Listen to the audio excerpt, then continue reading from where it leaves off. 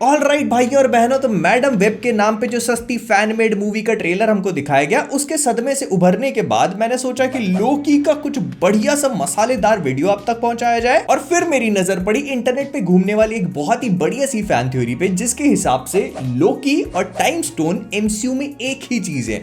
और इसको देखकर पहले तो मैं अपना सिर खुजाने लग गया, क्योंकि मुझे लगा कि ये चीज कैसे हो सकती है। लेकिन जब इसके बारे में मैंने थोड़ा सोचने की कोशिश करी और डीप डाइव किया कि सब चीजों की शुरुआत कैसे हुई थी और लोकी ने जब ये सारी की सारी चीजों को चेंज किया है, तो it kind of makes sense. अब वो कैसे, उस पर एक एक करके बात करना शुरू करते हैं। तो इस थ्योरी के हिसाब से जब से लोकी ने नया एमसीयू का मल्टीवर्स क्रिएट किया है, वो झाड़ उगा करके एक ड्रासिल नाम का, तब से लोगों के दिमाग की घंटी बजनी शुरू हो गई कि यार एमसीयू में एक और हरे रंग की चीज भी तो है जो टाइम के साथ रेजोनेट करती है, और वो है हमारा अपना टाइम। मतलब हमारा अपना तो नहीं, लेकिन टाइम स्टोन। तो क्या लोकी का टाइम स्टोन के साथ कोई कनेक्शन है, स्पेशली तब जब वो टाइम का देवता और पूरा का पूरा मल्टीवर्स का गॉड बन चुका है? तो देखो, इस चीज की दो पॉसिबिलिटीज है। मतलब ये सब कुछ दो भागों में डिवाइडेड है और एक एक करके हम दोनों पॉसिबिलिटीज को देखेंगे। सबसे पहले तो अगर आप इसको लॉजिकली देखने की कोशिश करो और बहुत सुपरफिशियली जाओगे, तो ही हू रिमेन्स जो था उसने सीक्रेट टाइमलाइन क्रिएट करी थी, और टाइम स्टोन जो था वो टेक्निकली सीक्रेट टाइमलाइन पे एग्जिस्ट करता था। मतलब हमने आयरन मैन 1 से लेकर एवेंजर्स एंड गेम और अभी तक जितनी भी पिक्चरें देखी थी जहां पर टाइम स्टोन था, वो सारी की सारी चीजें क्योंकि सीक्रेट टाइमलाइन पे टेक प्लेस कर रही थी, जो ही हू रिमेन्स ने क्रिएट करी थी, और वहां पर लोकी का कोई भी हाथ नहीं था।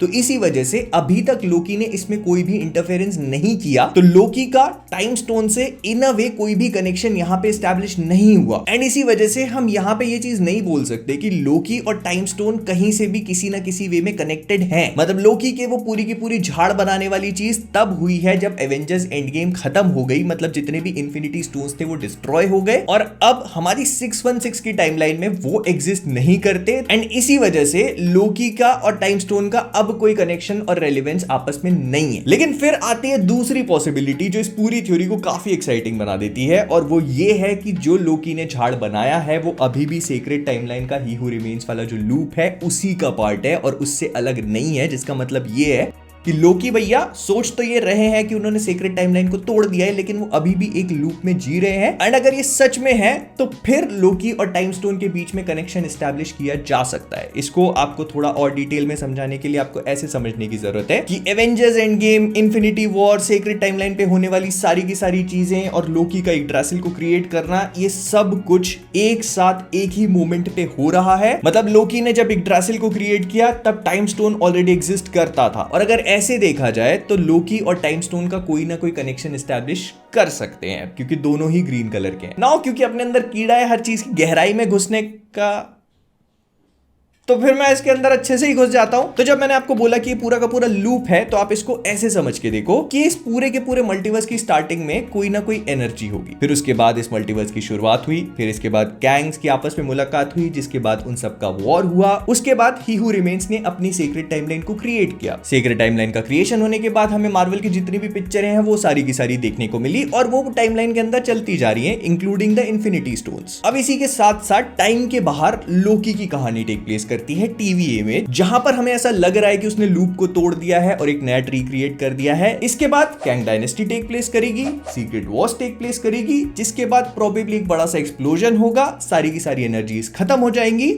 और फिर कोई ना कोई एनर्जी बचेगी, जिसके बाद मल्टीवर्स दोबारा शुरू होगा, कैंग्स दोबारा से मिलेंगे, उनका वॉर फिर से होगा, ही हू रिमेन सीक्रेट टाइमलाइन को फिर से बनाएगा, उस सीक्रेट टाइमलाइन में इन्फिनिटी स्टोन्स एग्जिस्ट करेंगे, लोकी आएगा, सीक्रेट टाइमलाइन को तोड़ेगा, अपना पेड़ बनाएगा, थ्रोन पे बैठेगा। You understand what I am trying to say? मतलब लोकी ने एक झाड़ तो बना लिया है, लेकिन वो खुद भी एक लार्जर लूप का पार्ट है, सीक्रेट टाइमलाइन का नहीं। तो अगर ये चीज सच हो जाती है तो इसका मतलब ये है कि इन्फिनिटी स्टोन्स मतलब टाइम स्टोन और लोकी एक ही टाइम पर एक ही जगह एग्जिस्ट कर रहे हैं। तो मतलब ऐसा हो सकता है कि इनके बीच में कोई ना कोई कनेक्शन हो। हाँ, वो बात अलग है कि मार्वल वालों ने इस चीज को पहले से प्लान नहीं किया था। ऑब्वियसली उन्होंने ऐसे तुक्के में ग्रीन कलर का टाइम स्टोन बना दिया था, और अब लोकी की मैजिकल पावर्स भी ग्रीन कलर की हैं और वो टाइम से भी कनेक्ट हो चुका है। तो now may be they could connect these things later on. लेकिन एक बार इस चीज को इमेजिन करके देखो कि what if Loki time stone ना हो करके टाइम स्टोन लोकी हो। मतलब व्हाट इफ कि अगर ये लोग एमसीयू की 616 टाइमलाइन में ग्रीन कलर से टाइम को डिनोट कर रहे हो, व्हिच मींस कि टाइम स्टोन तो ग्रीन कलर का था ही था, लेकिन इस वजह से लोकी की पावर्स भी ग्रीन कलर की थी। I know it does not make any sense, लेकिन फिर भी मेरे दिमाग में आया तो मैंने बता दिया। अब बोलने के बाद मुझे लग रहा है कि it does not make any sense, नहीं तो फिर उसके वेरिएंट्स के पास भी ग्रीन कलर की पावर्स क्यों हैं। खैर एनीवेज, लेकिन इस चीज से मुझे एक बात और भी याद आती है कि इन लोगों ने कॉमिक बुक्स को भी काफी अच्छे से एमसीयू के साथ करस्पॉन्ड कर दिया है, क्योंकि पहले कॉमिक बुक्स में टाइम स्टोन ऑरेंज कलर का हुआ करता था, लेकिन 2019-20 के आसपास जब इन लोग को इन्फिनिटी सागा के साथ उसको करस्पॉन्ड करवाना था तो they very cleverly made the time stone in green colour as well. तो अब मार्वल कॉमिक्स में भी टाइम स्टोन ग्रीन कलर का ही होता है, जो इतने सालों से ऑरेंज कलर का था। तो ये दोनों पॉसिबिलिटीज मैंने आपको एक्सप्लेन कर दी। अब मुझे कमेंट्स में आप बताना कि आपको इनमें से कौन सी सही लगती है। अब हम लोग मूव ऑन करते हैं हमारे अगले क्वेश्चन पे, जो ये था कि आखिरकार लोकी टीवी में टाइम स्लिप कर क्यों रहा था, which actually is a pretty good question because show कभी क्लियर करता ही नहीं है, क्योंकि हम सीजन 2 की स्टार्टिंग में लोकी को देखते हैं एंड वो स्टार्टिंग से ही टाइम स्लिप कर रहा है। तो देखो इस चीज के काफी सारे प्रिजम्पशंस हैं। जहां तक मुझे लगता है तो इसका सबसे बड़ा रीजन यही हो सकता है क्योंकि सिल्वी ने सीजन 1 के एंड में लोकी को टाइम में पीछे भेज दिया था rather than sending him to another timeline or another universe। वो क्या करती है कि लोकी को बहुत क्लेवरली टाइम में पीछे भेज देती है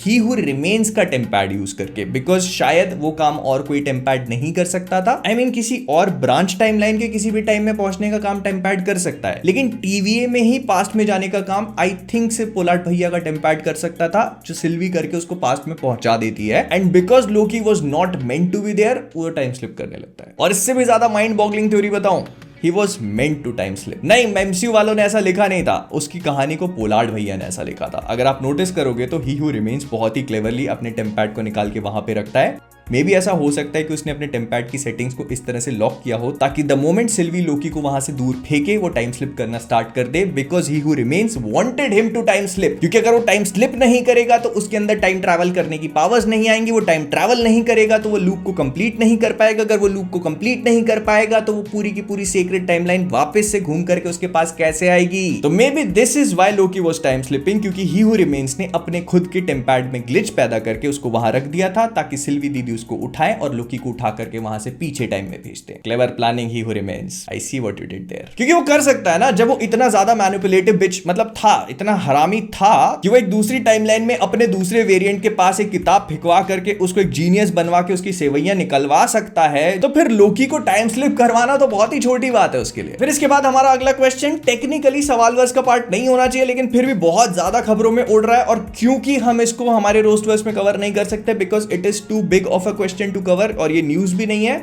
तो इसी वजह से मैं सवाल वर्स में रख रहा हूं कि क्या एमसीयू कैंग से पिवट करके डॉक्टर डूम पे शिफ्ट हो रहा है। मतलब पिछले काफी लंबे टाइम से ऐसी खबरें सुनने में आ रही हैं जोनाथन मेजर्स के केस से रिलेटेड भी, कि एमसीयू की जो क्रिएटिव टीम है और उनकी जो बिहाइंड द सीन्स बड़े बड़े लोग पीछे चेयरों पे बैठते हैं, वो जोनाथन मेजर्स के केस से खुश नहीं है, और उसकी आउटकम जो भी निकलेगी उसको लेकर वो काफी ज्यादा टेंशन में है। दैट इज वाई उन लोगों को लग रहा है कि उनको अब कैंग जो उनका विलन है उससे शिफ्ट करके डॉक्टर डूम को मल्टीवर्सल सागा का मेन विलन बना देना चाहिए। मुझे पता है कि ये बहुत ही ज्यादा आउटरेजियस आइडिया आप लोग को साउंड कर रहा होगा, लेकिन इतना भी ज्यादा नहीं है, क्योंकि बेसिकली कॉमिक बुक्स में जो सीक्रेट वॉर्स की सागा होती है उसका मेन विलन डॉक्टर डूम ही होता है। वो तो इन लोगों ने कैंग को बना दिया क्योंकि वो टाइम ट्रैवल करके चीजों को आगे पीछे कर लेते और अपने खुद के कई सारे वर्जन बना रखे हैं उसने कॉमिक बुक्स में, हालांकि वो उसी के पास्ट प्रेजेंट और फ्यूचर वाले होते हैं, लेकिन एमसीयू ने कुछ नया फॉर्मूला निकाल लिया। सो नाउ बहुत सारे लोग ऐसा बोल रहे हैं कि मार्वल के जो बड़े लोग हैं उनको इस बात का टेंशन हो चुका है, तो इसी वजह से वो कैंग से पूरी तरह से पिवट करके डॉक्टर डूम पे शिफ्ट करना चाहते हैं, बिकॉज वो काफी बड़ा विलन भी है और secret Wars originally comic books में उसी के दिमाग की पैदाइश थी। आई मीन मैं दूसरे सीक्रेट वॉर्स की बात कर रहा हूं, पहले वाले की नहीं, उसमें बियॉन्डर विलन था। तो देखो इस चीज की पॉसिबिलिटीज हैं, पूरी तरह से ये चीज हो भी सकती है, लेकिन मुझे पर्सनली ऐसा नहीं लगता। At this point I don't think कि ये चीज हो सकती है, और उसका रीजन बहुत ही सिंपल सा है। मार्वल वाले एट दिस पॉइंट कैंग में थोड़ा हेविली इन्वेस्ट कर चुके हैं, मतलब उन लोगों की मूवीज, उन लोगों के शोज में उन लोगों ने कैंग को काफी हेविली दिखा दिया है, तो लोगों के दिमाग में कैंग को लेकर एक इमेज बन चुकी है कि वो इस पूरी सागा का बिग बैड होने वाला है, और उसको थोड़ा इस तरह से भी पोर्ट्रे कर दिया है कि हाँ कुछ बड़ा आने वाला है, उसके वेरिएंट्स आने वाले हैं। हालांकि इतना ज्यादा कुछ अभी फील हुआ नहीं, लेकिन फिर भी उन लोगों ने सेटअप तो करना शुरू कर ही दिया है उसको, तो they have kind of invested in him in a way. और अब अगर आप एकदम से दूसरे विलन पे शिफ्ट कर जाओगे तो लोगों के लिए चीजें थोड़ा सा सडन फील हो सकती हैं, और मे बी लोगों को वो दूसरा विलन उतना इंपैक्टफुल लगे ही ना, भले ही वो डॉक्टर डूम ही क्यों ना हो। लेकिन हाँ, ये बात को भी इग्नोर नहीं किया जा सकता कि जोनाथन मेजर्स का केस जो है वो ट्रायल पे चला गया है और नवंबर एंड में उसकी ट्रायल होगी, and things are not at all looking good. तो मार्वल वाले उस चीज का बैकअप प्लान जरूर सोच के रखे होंगे, तो मे भी ऐसा हो सकता है कि वो लोग कैंग से डूम पर पिवट ना करके कैंग को ही रिकास्ट कर ले। मतलब हमें आगे एमसीयू में हो सकता है कि जोनाथन मेजर्स के अलावा कोई दूसरा कैंग द कॉन्करर देखने को मिले, which I think is not going to be a huge problem for them, क्योंकि कैंग एक ऐसा विलन है जिसके कई सारे वेरिएंट्स हो सकते हैं, जिनके कई अलग अलग फेसेस भी हों, जो कि हमने स्पाइडरमैन नो वे होम में देखा था और लोकी में भी देख चुके हैं। तो ये डेफिनेटली एक पॉसिबिलिटी है कि वो उसको रिकास्ट कर लें, लेकिन एक इंटायरली न्यू विलन पे शिफ्ट करना, I don't think that is going to happen. अगर ऐसा होता है तो इनको बहुत सडनली चीजों को चेंज करना पड़ेगा। लेकिन हाँ, ये बात भी समझ में आ रही है कि बिहाइंड द सीन्स काफी सारी चीजें एक्चुअली में चेंज हो रही हैं, क्योंकि रिसेंटली ये भी न्यूज आई है कि शैंग-ची के डायरेक्टर डस्टिन डेनियल क्रेटन, जो कि एवेंजर्स कैंग डायनेस्टी को डायरेक्ट करने वाले थे, उन्होंने भी मूवी छोड़ दी है। हालांकि इसके राइटर हमारे जेफ लवडनेस भैया जो थे, उनको हटा दिया गया था कुछ महीनों पहले, तो ये हो सकता है कि उनका क्रिएटिव डिफरेंस हो, क्योंकि उन्होंने जेफ लवडनेस के साथ मिलकर काफी महीनों काम किया था इसकी स्क्रिप्ट के ऊपर। एंड सिंस उनका राइटर चला गया तो ही माइट हैव थॉट कि अब मेरे को इस पिक्चर को डायरेक्ट नहीं करना है, मैं शैंग-ची 2 पे ही काम करना पसंद करूंगा। बट दिस शोज की क्रिएटिव डिफरेंसेस हैं और कुछ ना कुछ गड़बड़ चल रहा है, और कहीं ना कहीं ये चीजों को चेंज करने की कोशिश कर रहे हैं, जो शायद डायरेक्टर्स और राइटर्स के साथ सिट वेल नहीं कर रही है। बट देखो, मैं चीजों में पॉजिटिव देखना पसंद करता हूं। अगर डस्टिन डेनियल क्रेटन गए हैं तो bring in someone who is more cohesive in approach.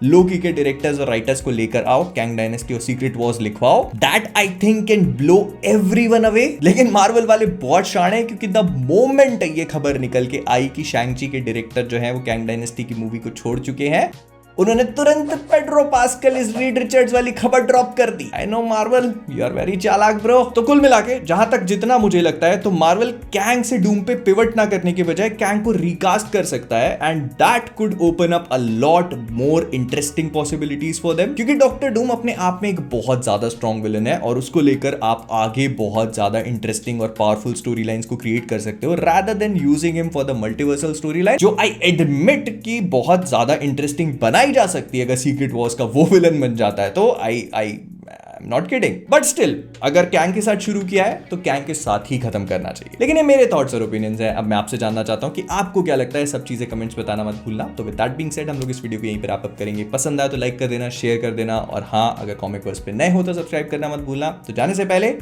Comic verse से मैं हूं मोहित, और आप सभी लोग एज ऑलवेज कमेंट में पेड्रो पास्कल के लिए 2 शब्द हो जाए। 5 years ago we lost. Today we have a chance to take it all back. 1 round trip each.